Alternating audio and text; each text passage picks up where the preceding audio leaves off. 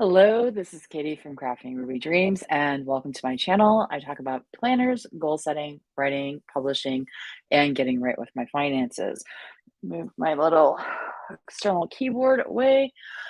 And today is day 11 of my 12 days of Vlogmas. I am definitely going to do at least one more live stream tomorrow on Tuesday, probably about the same time as this one, 5 p.m. Eastern. And I will try to do some other live streams, but schedule-wise, preparing to go be with family and dealing with some other stuff. Can't guarantee, but I will absolutely have the 12 days of Vlogmas, and I'm like so happy that I've been able to do this. So today we are, or at least I am. I keep saying we, but it's totally me. You all get to watch. You can participate if you want to participate, but I will be doing HB90. So this week is boot camp, as you heard me mention multiple times over the last few live streams. And there are, trying to figure out how to say this. I have been doing this boot camp in the different versions that Sarah has offered it since the very first boot camp when it was just 3 days. I am so happy it's 7. I'm so incredibly happy. And not only because she has since added in the time block aspect and evaluation to the system, but also because it was a lot that first time, and it didn't help that I was actually out of town at a conference that entire weekend and trying to cram in all of the boot camp stuff and attend the conference. It was not fun. It was not fun. I'm actually proud of myself for coming back to the system, not only because of that particular situation and just feeling overwhelmed from that, but also because that particular quarter was when things really started going downhill for me in regards to burnout for a couple of specific reasons. And so I thought that I was a total failure with that very first attempt at it. I felt like I didn't really have a good handle. It was just really hard for me. And so I offer that experience as a way to assure those of you who are watching, whether live or replay, hello, replay crew, that nothing, and especially this system, you're not going to knock it out of the park the first time you try it. One of the reasons why I came to the system was to try to improve things, and it has really been an iterative process for me, and just figuring out what works for me, what doesn't, and the growth I have as a person outside of the system contributes to how well I do with the system, both in terms of the exercises in setting up what my goals are for the quarter, as well as executing on the various tasks involved. And so I don't, if you are new to the system, I don't want you to feel, I don't want you to feel overwhelmed, but I know that you will likely feel overwhelmed. And I don't want to negate those feelings because those are absolutely valid feelings, and it very likely is overwhelming for you the first time you go through it. But I also want you to have hope that if you continue with the system, unless you just hit a point that you just know it's not for you, and if you know it's not for you, it's just really not right, please don't force yourself to continue, because if it is that much of a nope, then it's not the right system for you, and we need to help you figure out something else for you.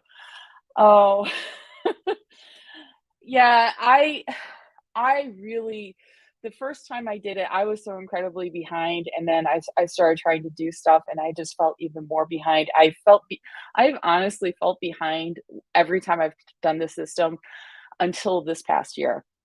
3 years in, And I can honestly tell you part of that for me personally was the burnout that I was experiencing. And yes, this is an excellent point. This is an absolutely excellent point. Timing of the holidays, if you celebrate the holidays. I would also like to share that even though this year has been a particularly good year for me with getting stuff done, I think it was set up for quarter three. I didn't finish until about halfway through July. So, because I believe it was the boot camp period for quarter three that I had some stuff going on personally. Um, so, hello.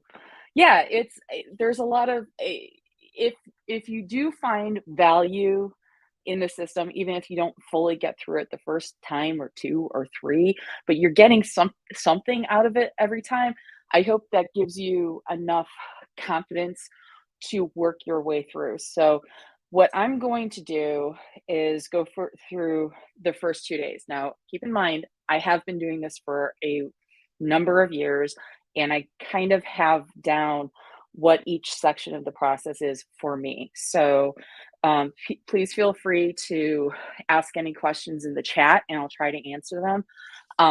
I also use MäksēLife, and so some of the exercises that I've done for 2023 annual goals for that kind of helped set me up for what I envision for using in HB90. So I've been doing a lot of goals work all over the place that's kind of, I think, in some ways making this easy for me.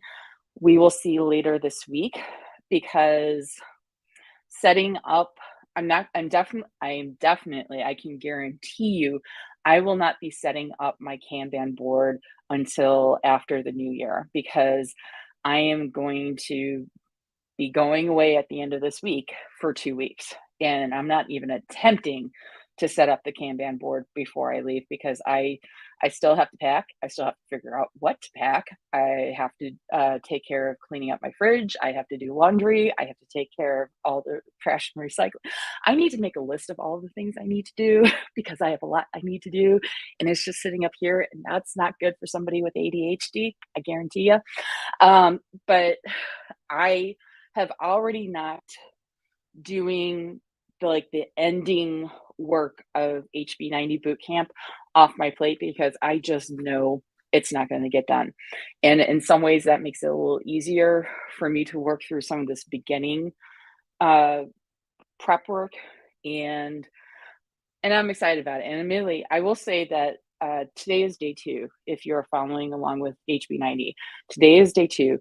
And honestly, day two is kind of my favorite part of the prep work. Um, so day one is envisioning your future. So if you didn't already work through I think it's the Your Best Life workbook or something. That's a workbook that Sarah sends out to those who are new to HB90 and then also encourages alumni to do every once in a while. I know some people who will do it every single quarter, that particular workbook. And here's the other thing is that workbook, some of the day one prep in the regular planner is repetitive. So if you do the Your Best Life workbook, you can kind of skip some of the prep work in the planner rather than, unless you want to be repetitive, because for some people that is actually helpful. So just keep that in mind. If you've already done the Your Best Life workbook, just because it's either your alumni, it's the start of the year, you're new to HB90, so you're new, so you're doing this because Sarah encourages people new to the system to use it. I would recommend just kind of taking a look at the beginning prep work, see what's repetitive, and unless you need to do some deeper reflecting on some things, you can maybe skip it. One of the things I tend to skip this just because I already have a very clear idea of what my future visioning is, let's say. It also, it's I did was it last year? I think it was this time last year, I did the Your Best Life workbook. It was good. I'm glad I did it.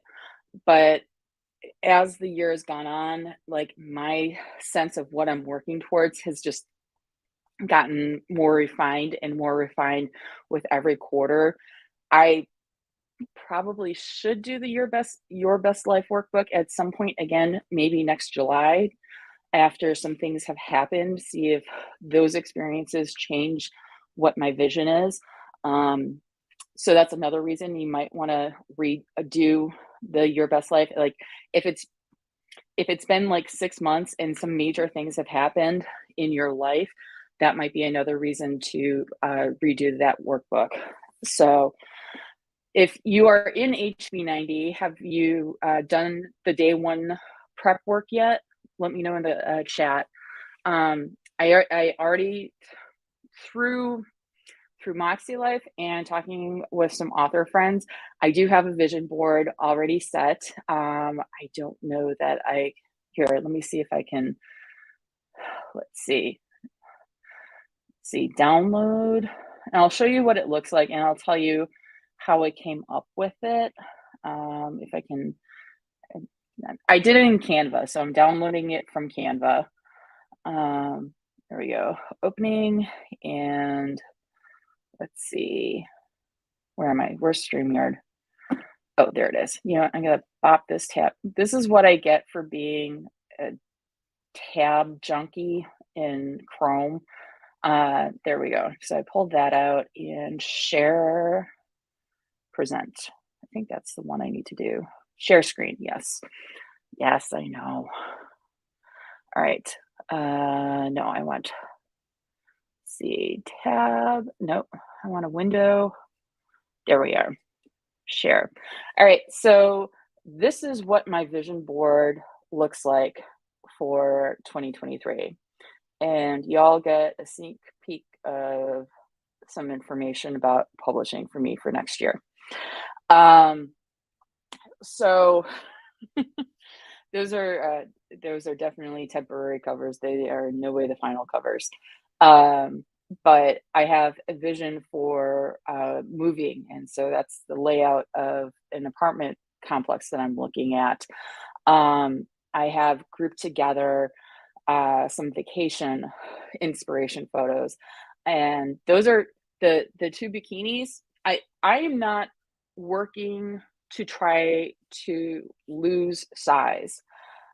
I've already bought those bikinis. I've already tried them on. I think I look good in them. I am planning on packing them when I go on vacation, at whatever point I go on vacation. So I'm also giving, because I am motivated by money, I put a number down. And so that's a number I'm going to do my best to work towards. Do I expect to hit that number next year? Expect no. Hope yes. So that's why I put it down. I figured it's like I need something of an audacious goal to work towards to motivate me. So money may not be a motivating factor for you. The other things that can happen when you are also making money, let's say, maybe those may be the things that motivate you, or the things that motivate you may result in you earning extra money, but it's not the actual money that you would earn by doing those things that motivates you.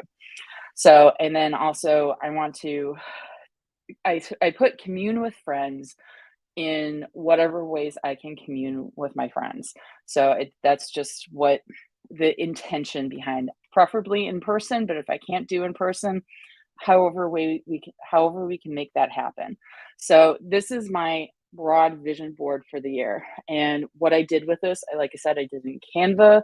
I just picked a background photo because I'm really into sunflowers. I picked something with sunflowers on it that I could make, it would look reasonably cute. Then I used photo frames, and there's frames are a way in Canva, in I believe Photoshop. I've never really used Photoshop, so I don't know if I'm actually saying the terminology correctly. But frames are a way that you can have like something on the outside, and then it will also allow you to drop in a photo of whatever it is. I will tell you that the one with the books on it, I actually had to create that in Book Brush. And I had to do some manipulation to make it look like that because the white background did not automatically present itself, let's say. So I created that in Book Brush in order to drop it into a frame, because what I really wanted was that #1 bestseller tag. That's the vision that I wanted to have present, and the resizing of dropping that particular image into the frame made it useless. So you might need to do some manipulation of what your actual vision is in order to do something like a frame. And then the images for communing with friends and the money I just pulled from I have Canva Pro, so I just searched their photo repository. The other 5 photos, the floor plan and the vacation related ones, I just pulled them from the various companies that I have my eye on for that stuff. So that's how I did my vision board. All right, I'm going to stop sharing. All right. So does anyone have any questions about vision boards? And I will tell you, this is probably the first reasonably cohesive vision board I've ever made digitally. I am not great with vision boards, or at least I have not considered myself to be great with vision boards because they just look sloppy in a way. It's like if it was physically, here, if I did it physically, it'd be like a white sheet of paper that I just cut out squares of pictures and just pasted them wherever. It was not aesthetically pleasing in any way, but I kind of got the idea of using the frames. A friend of mine shared hers with me that she had created in 2020, and what I caught was her use of the like kind of Polaroid outline, and I was just like, that's what clicked for me. I was just like, oh wait, I know how I can do this. And as I was talking with some friends, because I didn't originally have text on there besides the 2023, but as I was talking about with friends, I was like, oh wait, I want to put some clarification in here. And so it's like, oh, but I'm using these Polaroid outlines. People write on the Polaroids. I was like, perfect, that's what I can do. So that's hopefully some inspiration for you for your vision board. And so day 1 of HB90 is basically working towards creating a vision board of some kind to help guide you. Sarah talks about how she'll do it digitally. She'll print it out and put it in her planner. And so, or at least she has in the past. I don't know how she's planning on doing that moving forward, so that she's regularly seeing it. I am thinking about, so like I said, I did that in Canva. I used a blank poster layout. I am considering ordering an actual poster through them and putting it up on the wall in my office area.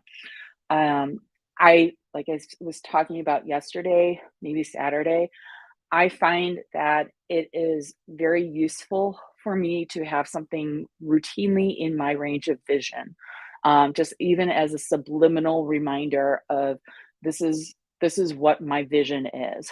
So, so that's even if you are more of a digital person. Again, people will sometimes put their vision boards as their laptop, desktop, the desktop image. So if you're not a window so-and-so like me, who completely obscures your desktop background with everything but the desktop, Windows galore, that might be an option for you. You could put it, where's my phone? You could put it as a background image of your phone. This is a very old picture of one of my family members. So I I don't want to lose that photo, so that's why it's forever my phone wallpaper. But if you want to create your vision board to be your phone wallpaper, so again, it's like routinely in your uh, field of view. And so that is, let's see, what else did I want to say? Oh, vision boards don't have to be visual. They can just be words and what kinds of feelings you want to evoke for your year. Um, and I know that's what I've done in the past is when I was having trouble with the visual aspect of vision boards, I tried to write out what it is that I was working towards with the vision. I think a lot of vision boards in the thought behind how you do vision boards with why you do vision boards visually is so it's like just a quick hit to your mind, kind of like that a picture is worth 1,000 words. So just some thoughts. um Anyone have any questions about vision boards? All right. If you do, feel free to drop them in the chat. Wow, I really haven't used these in a long time. I just scraped dust off of these.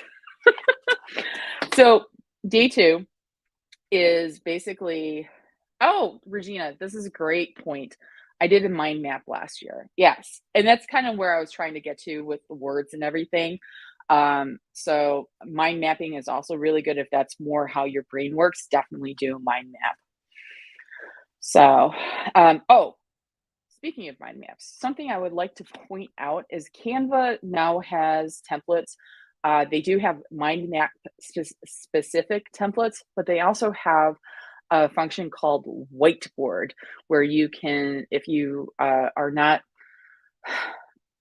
it could also be a potential thing. I don't know what it's like to print out, but that is those two things in Canva. If you're a Canva person, you might want to look into. So for the day 2 priorities, let me pull up what it's actually called. Bootcamp day 2. Yeah, so day 2's theme is priorities. So it's decluttering your brain. So I didn't print out the first page, but it's the exercise that's literally says declutter your brain. Says it has the 3 sheets of what I need to do. Let's see, paper split. What I should do. I love the quotes around should, and then what I want to do. So that's the first part of the exercise. And then the next part after that is prioritize your list. I highly recommend, I think Sarah talks about this in the videos for this exercise, to have some kind of highlighters. They're there. I'm like, I know they're off to the side. So I like my aligners. I decided to have fun and use what I have. And I pulled these out. Like I said, I haven't used these in a really long time. So we'll see if they're dry. That's always a possibility. But first, what you want to do is just fill out the what I need to do, what I should do, and what I want to do lists. And you can just, as things come to you, you can categorize them, or you can just work list by list. What I will do, let me set those off to the side, because I have been doing this. What I will do is I will refer back to the list I created the previous quarter. So let me find the ones for quarter 4. Let's see. All right. So mine are all highlighted, and I'll explain my reasoning behind the highlighting in a moment. But do not be surprised by the fact that I have like 2 colors on some of them. Let's just do it like this. All right. So I have them all filled out. So I will just go through here and figure out what on this list I want to carry over into the next quarter. And I'm starting to get very picky about the what I should do. Something that I really, really think I quote unquote should do, and it's coming from me, but I just don't have the time or the impetus, let's say, behind getting it done. And some of these have definitely moved over to want to do's or need to do's. However, if it's on my should do list for at least 2 quarters, I start looking really hard at that and then do it. So one of the priorities that Sarah has is, oh, let me grab this one, is that it's unimportant, and then you should take it off your list forever. I kind of think that if it's on the should list for at least 2 quarters, you might want to classify that as unimportant. So, all right. So let me go through these and kind of walk through these. And some of these need, you know what, let me go through some of these. I'm going to first go through my list and check off what I have already done. Let's see. Let me make a note here. Phone call, January. All right, that's done. That's done. That's mostly done. That's done. That is open. That's open. That still needs to be done. That was a life thing, and that's done. Let's see. I still need to do more work on that. That's done. Yay. That's done. But that's an ongoing thing, so I'm going to give both symbols. That's again an ongoing thing. And those always need to be reread, so I'm just going to go ahead and sort of open them. That's also that's ongoing and done. That's ongoing and done. Let's see. Let's see, ongoing and done. All right. Oh, I checked off a lot of stuff that I had as need to do for last quarter. So yay. What I should do. That is, let's see, that's moving over to need. That's still a should. I will explain that one in a moment. Let's see. Enough. I'm going to put that off my list for at least the next year. Also put that off my list for the next year. Definitely put that off my list for the next year. That's I'm gonna leave that. That's also off the list. Let's see. All right, what I want to do. That did not happen. That's now over, so that's off the list. That's an ongoing thing, but I also did it. Taking that one off the list. Let's see. That still needs to be done. Retreat. That also wants to be done. Actually, let me move that over to need. All right. I'm taking that off the list for now. And that's also going off the list for now. Okay. So what I just ran through, so that this way I know if there was anything lingering, whether or not I actually wanted to carry it over. So I have a lot of stuff going on with,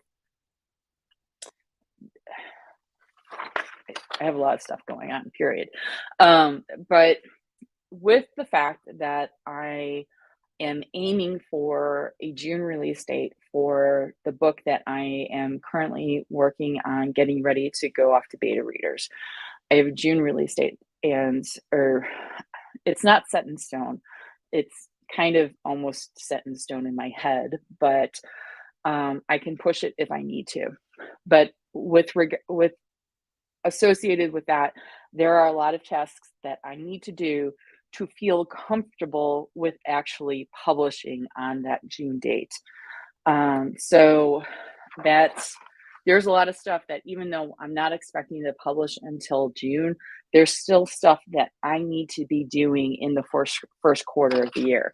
So I actually like figuring out all the steps involved with project management. I will say, as I've said before, ADHD and actually executing. One of the reasons why I get a lot of this stuff done with regards to publishing is because I find publishing fascinating. I it's the thing that I kind of like hyper focus on. So, doing things like household care, not as interested in. So that's the stuff that does tend to fall off to the wayside. But there's other stuff that it's just like if I'm not like super interested in doing it, then things get dicey. But I can tell you the big project, big goal for at least the overarching goal for all of 2023 is going to be basically reboot my publishing career. And what the various projects that comprise that big goal, and the metrics that I choose to focus on during a specific quarter, I have to decide as the year goes on. But the overarching goal is rebooting the publishing career, um, and doing what I need to with regards to that. So let's brain dump. If you are in HB90, feel free to brain dump your own stuff with me. And let's go ahead and just quickly give ourselves about maybe 9 minutes. You know what? 5 minutes. So 5:36. So I'm going to give myself about 5 minutes to do this, see if there's anything else that I want to add into this list. And we can check back in. Let's see. Let me just quickly write down. And I think that can do want. Move over to want.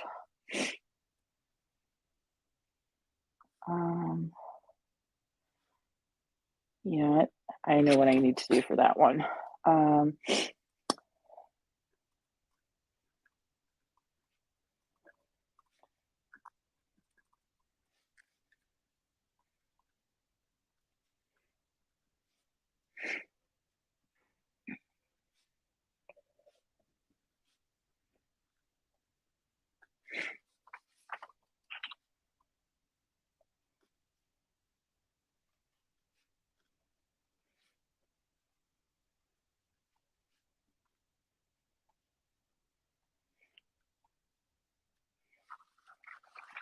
All right.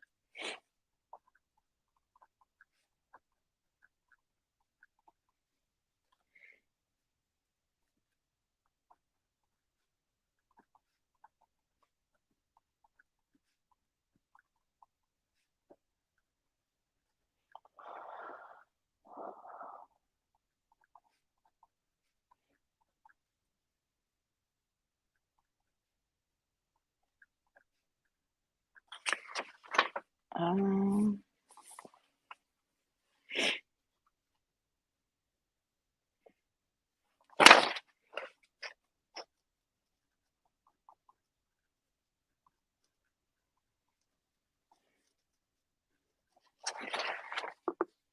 all right. Oh, this is an excellent point. Yes. Yes. That is a long-term goal of mine. Um, that is definitely a long-term goal of mine. So, yes. I have some big long-term goals that not only housekeeping, because I don't wanna either, but even stuff that I enjoy doing, I enjoy meal planning to a degree. I enjoy cooking. I don't like doing those all the time. So that is something else that I'm considering, how can I hire that out in the future, in order to take some of the lift off of me and spend my time doing other things that I A, enjoy more, B, may bring in more money for me to afford that kind of stuff. So that's that I'm gonna mention this book.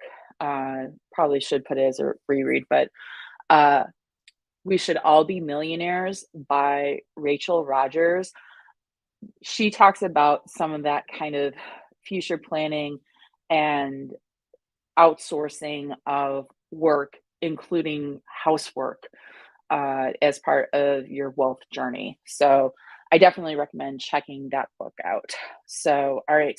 So it's been about 5 minutes, and I've got my, yes, this. hmm Like I said, I love cooking. I love baking. I don't want to do it all the time. So just something to consider. All right. So if you've done your need to do, like I have, I'm just going to go ahead and move on to the shoulds. And so let's do another about 5 minutes or so to fill out your should list. Um, yeah, put that back on.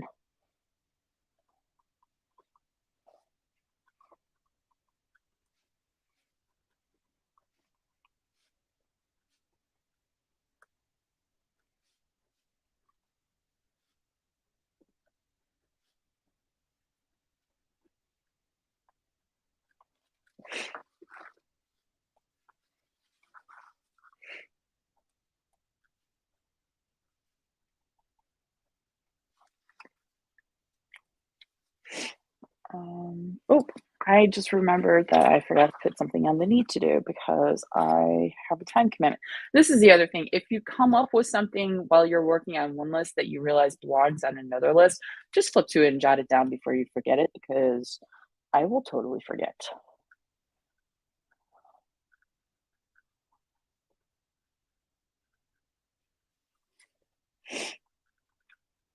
Okay, so I got that one on. Yeah, that's a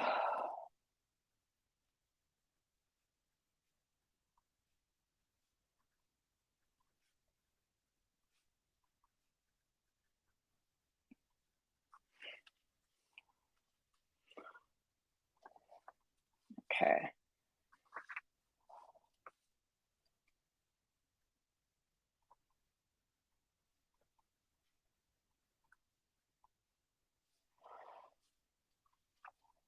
Um,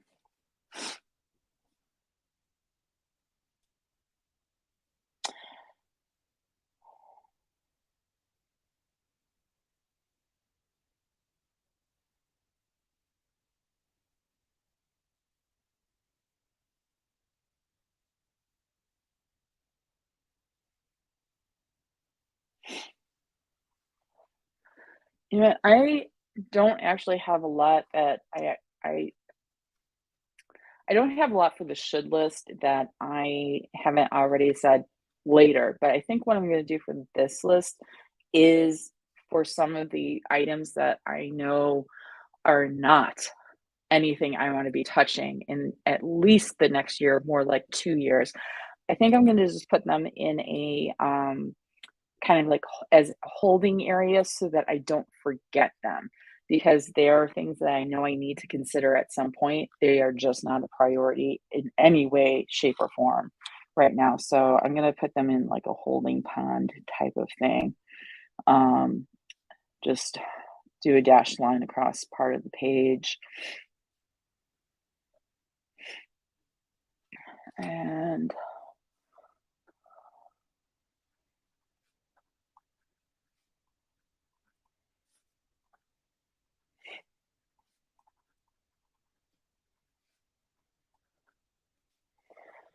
okay. Give you guys another couple minutes to work on the should if you are working on that. If you are not working on this, it's fine. Thank you for joining us. Uh, feel free to drop any questions you may have in the chat. And I appreciate all of y'all sitting with me through my many days of hoodies. I had not intended to wear a hoodie almost every day, but that's kind of like how it's played out because I'm not too like over here. I'm like, where is that? I'm like mirror. Um, over on this side is balcony doors, so it's a little chilly. I'm also originally from the Midwest, so it's kind of like, how long can I last until I have to turn on the heat? Parking garage. Oh my gosh, yes, yes. Ideas, parking lot, parking garage. Yeah. I will say, at least with regards to the should list, should not anyway. I'm not going to get into that.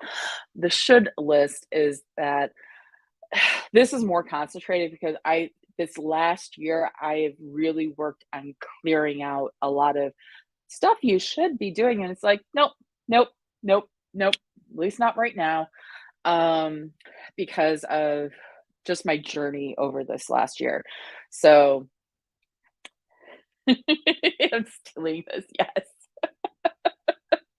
it's a very good descriptor. Yes. Um, and this is the other thing I actually really like about Sarah's thing. So if you look at it, who's it? Where is that? Again, I have the goals, so I forget where exactly.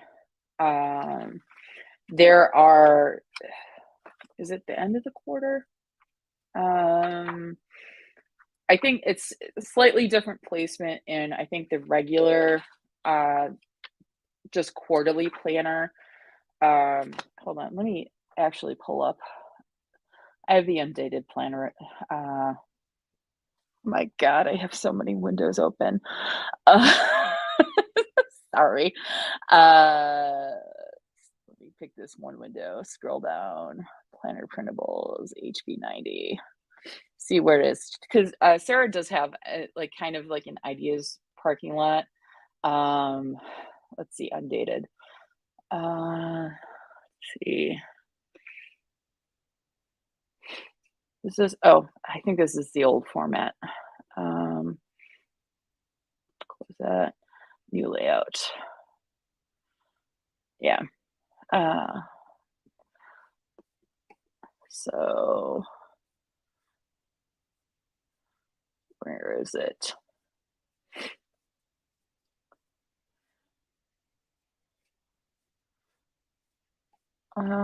There is a section that is basically a future ideas parking lot for goals and stuff to work on. And there it is. There, it's called future projects in the at least in the undated.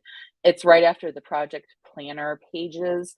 So somewhere right around page 48, you can scroll down to there, and that's another area where you can do some parking of ideas. I'm doing a lot of soul searching about which list things belong on. That's a good question to ask yourself. At first, it seemed like a clear distinction, but now I'm second guessing. Do I want to write this app or just feel like I should? That is a wonderful question to be asking yourself. And it may be that you need to let it sit and marinate for a little longer because The priorities exercise that's going to be next after this might help clarify some things for you as to if this is actually a priority. But what I kind of lean into the should is the stuff that, yes, I guess it's because I want to have it done, but I don't think I'll enjoy the process. That's also a good distinction to understand. Here's my thing with regards to this. Is this something that only you can do? And what is the reasoning, driving factor behind having it done? Is this coming from you because it's actually going to be something that as the end product is going to bring value to your life in some way, whether it's monetary value or personal satisfaction value? Example of the personal satisfaction value would be the first novel that I wrote in the first half of this year, where I had to write that, and it was a very painful process, but I had to write that to understand inside, deep within me, that I could actually write a novel again. So even though you may not enjoy the process and it can be really hard, do you need to know that you can actually do an app like this? So is it internal, something internal driving you, or is it something that somebody from outside saying, here, an example is one of the things that I wrote down is that I should write a newsletter magnet intended for cold readers, so meaning people not at all familiar with my work, for the lister, for my newsletter list for my new pen name. People keep telling me that I should do that. It's not something that I have like an intense drive to do. I am doing newsletter magnets, but what I'm doing is crafted more for people who have read the entire novel and want more about that couple. So yes, do you want the thing or the results of that thing? So hopefully some of those questions, again, you may not have an answer today, and that's okay. Just do the best you can. And as I was telling somebody in the comments of one of the other videos, is that there might be reasons why you can't make it perfect. And I don't think anything you do this week is going to be perfect or the correct answer or the right answer. And that's fine. This is just the initial steps of the process. And as you work through both the process of creating the goals and then actually working on the goals through the quarter, you might find that the primary goal that you have set, you cannot complete for whatever reason, and that's okay. I have done that numerous times. Mainly, I'm going to write a novel this quarter, or at least get started on one. And then I realized then I can't do this. This is horrible because I was in burnout. So yes, these lists might be multi-day, and that's okay. Because again, the start of the quarter with the way Sarah has it set up isn't for another like 3 weeks. And this is the other thing, is that, like I said, I'm not going to be all done with this on January 1st. I'm still going to be in Chicago on January 1st. So there is no way on this planet that all of the work that goes into this week-long boot camp will be done in 1 week for me. So like I said, I've been doing this for 4 years. Just do it at the pace that you can do it.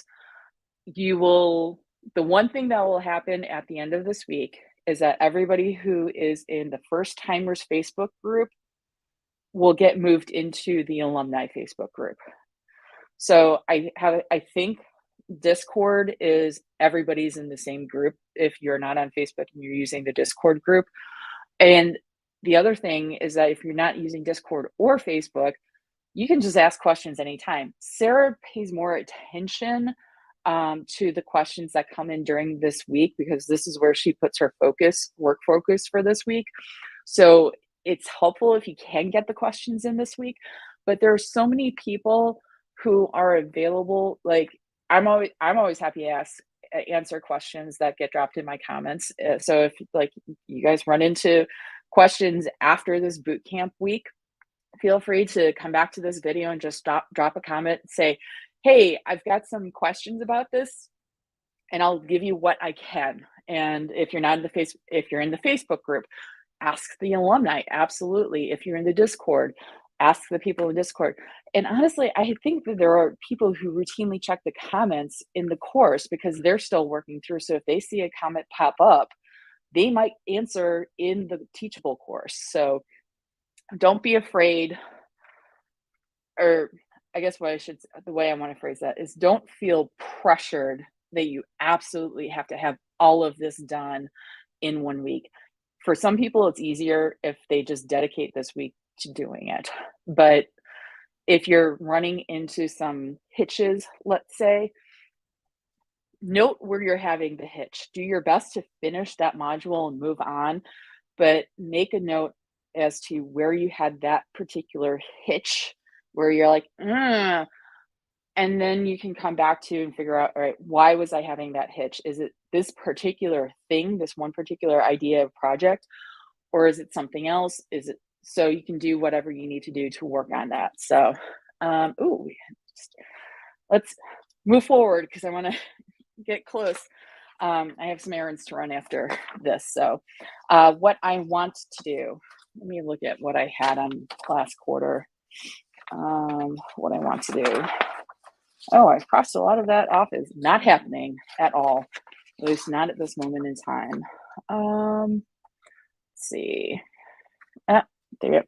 Got to do that.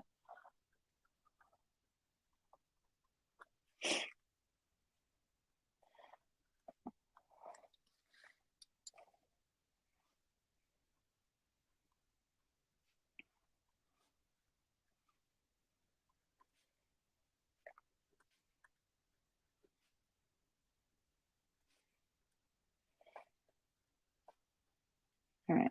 I just remembered another need to do. Oh, that should have been on need. And whatever. Again, stuff does not have to be perfect. All right. Need to do call with Holly.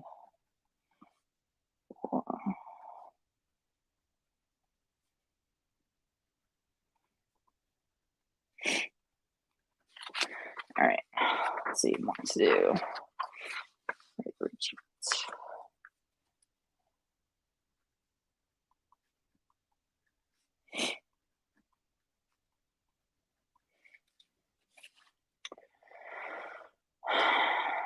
Oh. No, all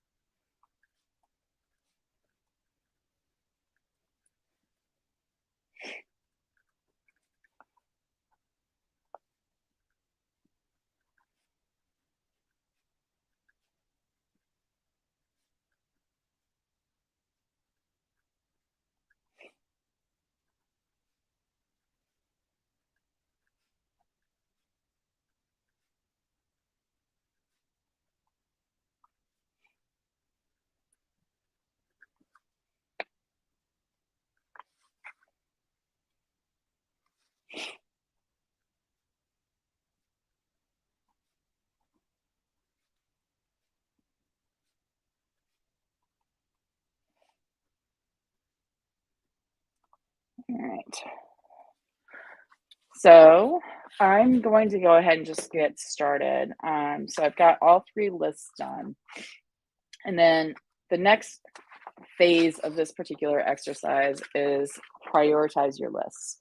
Now, this is Sarah's version of an Eisenhower matrix, and so it's really, really useful. I really appreciate what she has done to make it specific to what she does in this course. It's not only to writers, but I think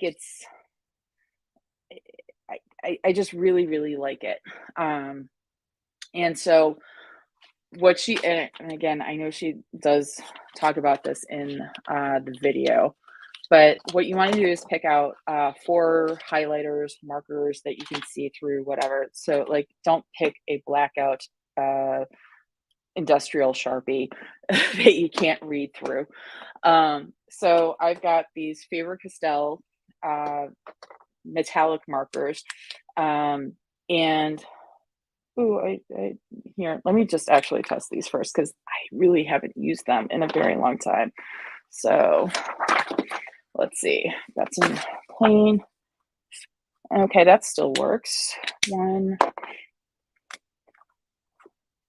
2, 3, 4. Okay, these are all still good. Yay, got lucky. All right, so what I suggest doing, what I typically do is that I just highlight which marker goes with, like, say, ruby, because I'm a ruby girl. Sweet spot. So sweet spot these are your top priorities at the moment, and they have a high short-term impact as well as move you toward your vision. Next would be important tasks. And those are things that move you toward your vision but have a low short-term impact. I'm going to put danger zone next. And those have a high short-term impact, but they don't move you towards your vision. So an example of this from my previous my previous quarter was write a low content nonfiction book to make money. And it's just like, this does nothing to move me towards my vision. And it would have a very high short-term impact if it actually did make me money. But so those are the kinds of things that I tend to group into that area, is that, yeah, they'll make you money, but if it doesn't move you towards your vision, these are the ones that Sarah talks about, the qualifier for danger zone is do these only if you have a short-term need that trumps your long-term vision. So something that will make you money in the short term but does not move you towards your vision, but you have this big bill you have to pay, like moving or electric bill or your kid's orthodontist bill, whatever. That's a short-term need that you absolutely need to have money for, or some other kind of urgent need. That's where the danger zone is like, okay, I need to put this on my plate. So, and then the last one is unimportant. And these are the things that don't move me toward my vision, and also have very low short-term impact. So they're not going to address an urgent need. So what you then do, so you've got these lovely categories now, all color coordinated. Now I'm going to explain how sometimes, at least for me, they can be 2 things at once. So let me see if I can find what my color code, just to make sure I'm telling you the correct thing. If you get the gold planner, the full explanatory stuff is only in the first quarter. So in the second, third, and fourth quarters, I didn't have this sheet. So I always had to flip back to the first quarter to actually look at my references. So I would often categorize things as both an important task and the sweet spot, because it was something that was absolutely happening in the thing, but it was also something that was long term. It would have also a low short term impact. It's like it was like they both were move me toward my vision, but could be both high short-term impact as well as low short-term impact. So that's something to consider. I think Sarah strongly urges you to pick one or the other. I fudge it sometimes because, again, that's what works for me. All right, so we got, I'm gonna try to make this quick so I can go do my errands, but let's see. I'm working on my what I need to do. I'll work through this one so you guys can get an idea as to how I do my decision making. And so first on my list, what I need to do is investigate hiring someone to build a website for the new pen name. It definitely moves me toward my vision. But since I'm not planning, this is going to have a low short-term impact. So this is definitely a long-term project. So I'm going to color code this as an important task. And sometimes I go through with just one marker and just pick everything that's like, okay, all of this is whatever color. This all corresponds to important task, or I'll go through with the sweet spots. So, but I'm going to go this and switch out markers just to, that's kind of how my brain's working tonight. So write the bonus epilogue for book 1. It's definitely, here's where things can get a little, and where I would sometimes use 2 colors. It's going to have a low short-term impact because nobody is going to really have to think beyond my beta readers to the reason behind getting it. So it's like nobody's going to be seeing the full manuscript except for my beta readers during Q1. However, it is a very high priority for me to get it done in this next quarter so I can just take it off of my plate. So that was actually the reason generally behind me color coding something as 2 colors, is that it truly is a short-term impact, but I know it's a high priority for me for the next quarter. So I'm just going to go ahead and highlight it as the sweet spot. All right, so highlight that. I will tell you, I'm really hoping to have that sucker done by the end of this month, but I just figured I'd put it on next quarter just in case stuff happens at home with family. So, all right, brainstorm book number 2.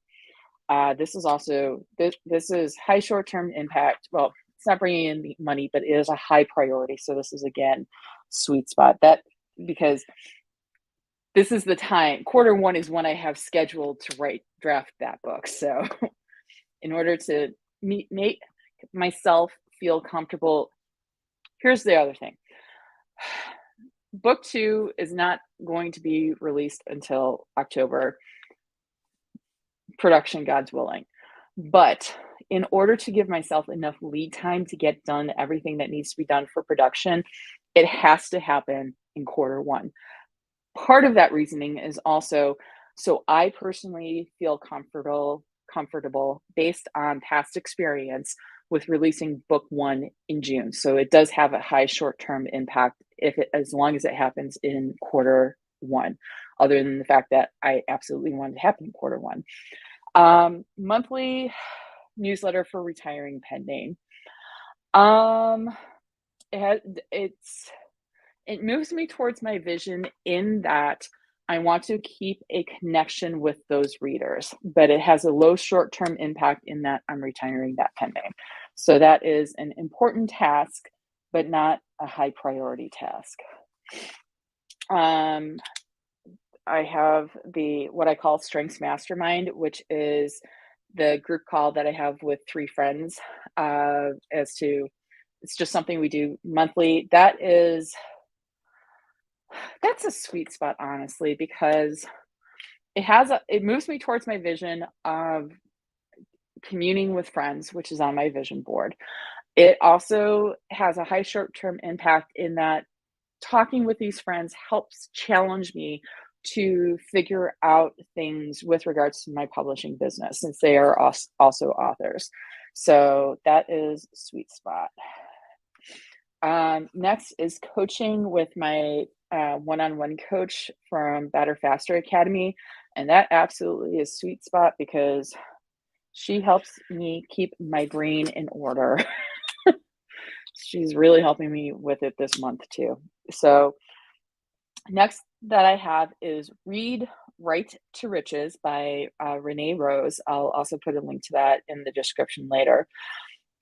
And do associated exercises.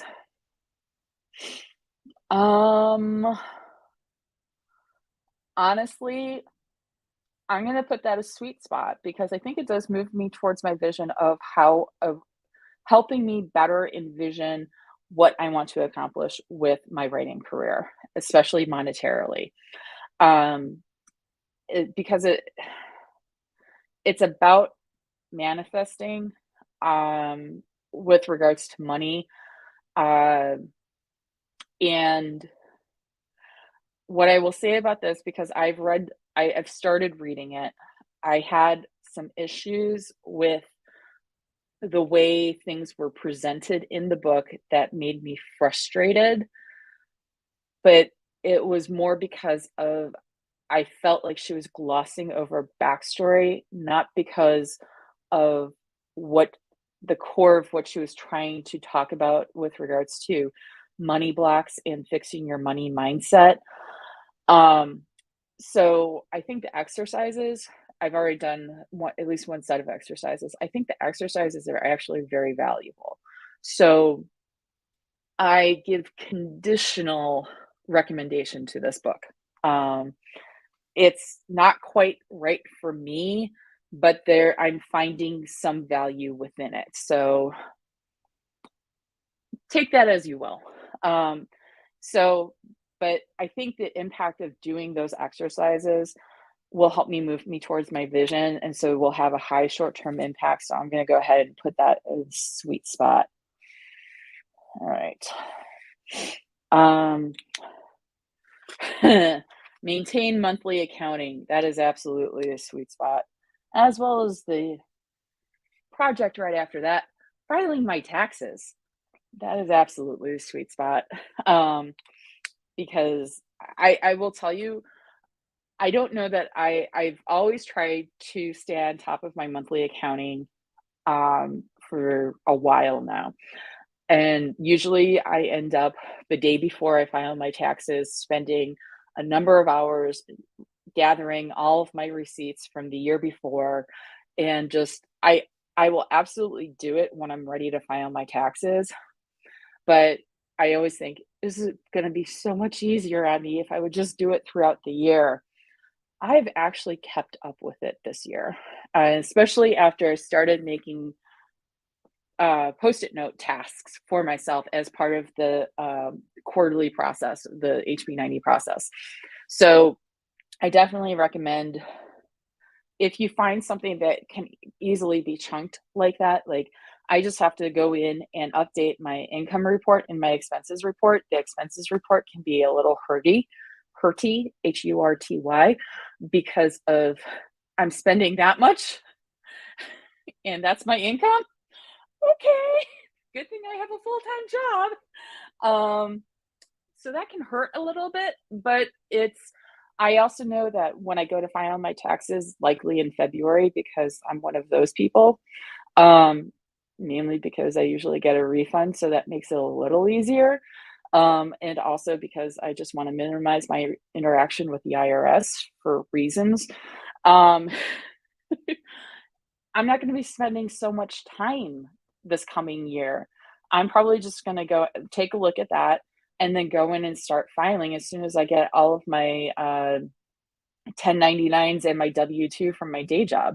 So, in terms of saving me some time in the future, that's helpful. It's like I've spent the time in smaller chunks throughout the year. So, that's definitely been a sweet spot in that it has both a long-term impact as well as a high short-term impact, especially with quarter one being when we file, at least in the US, when we file our taxes for the most part. And this is the other thing is that when I start having to file quarterly taxes, that is a goal of mine.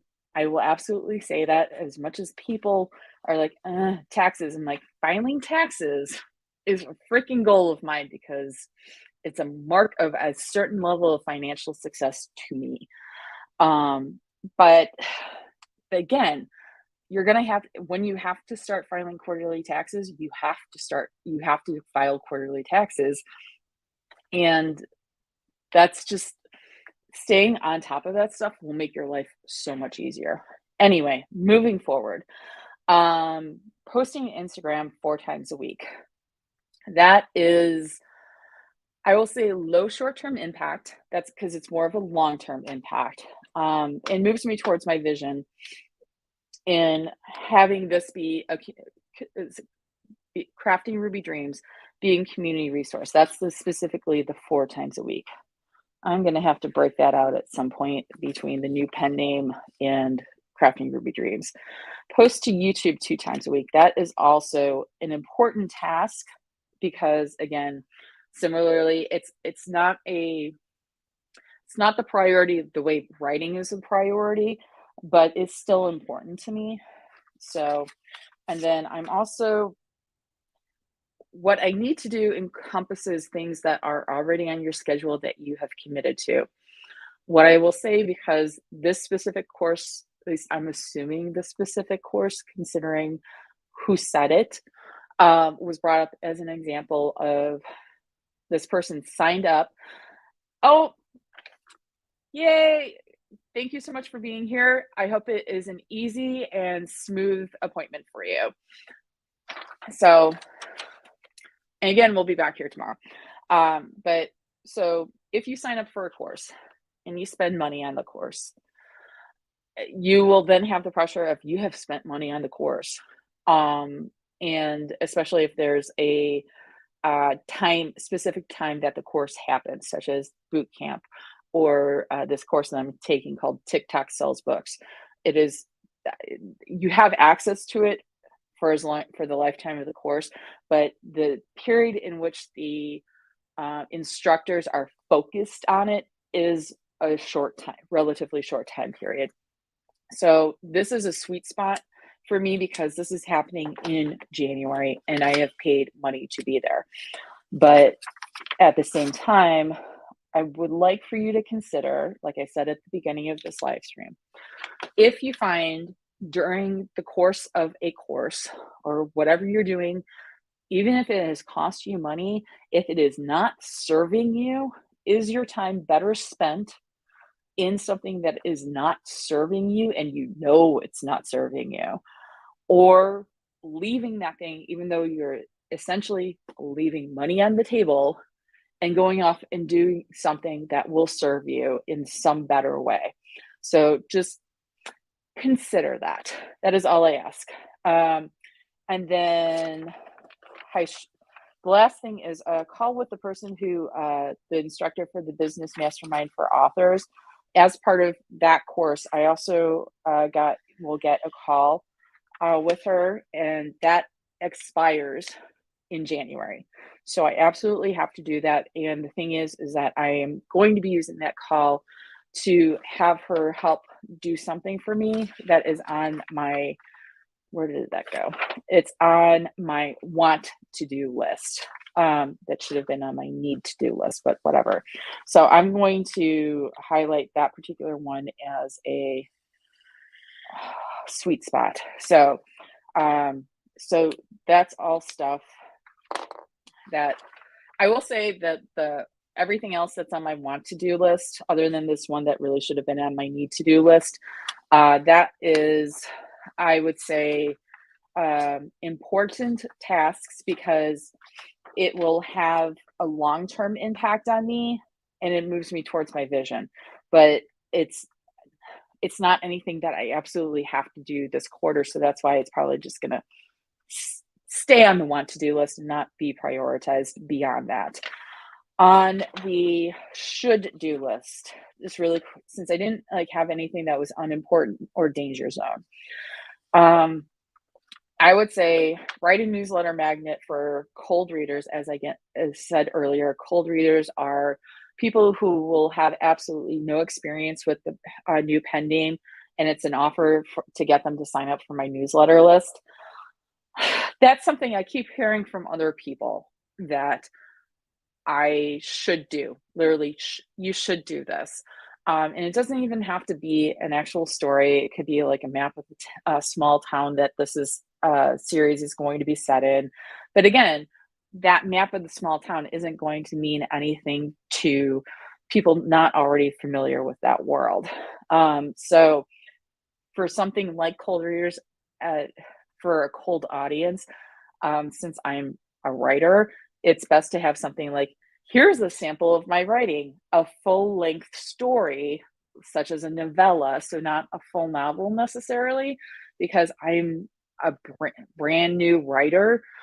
So, I don't want to give away full novels. I don't have a full novel to give away. I need that full novel to make me money. So, novella, but at the same time, it's like writing a novella is going to take away time that is better spent, excuse me, for writing novels that will make me money. So it will move me towards my vision, but it may not have the impact. I can't tell if it would even have, if it probably would have a long-term impact. I don't know that it would even have a high short-term impact. So that one, I think I might put as unimportant, just because it's not a priority for me. It may come back again at some point in the future, but not right now. Not right now at all. Yeah. So that's an unimportant task. So that's a possibility for kicking off the list completely. And then the other thing on my should list is to learn new features of Vellum. If you're not familiar with Vellum, Vellum is a formatting software specifically for Macs. Oh, I just noticed the time. Eeps. But it is they've put out some new features within the last couple of months, such as if you're writing a novel, if you want to have characters texting between each other, it'll format the texts. And so those are things that I should do, because it will help improve my business, because I format my own books.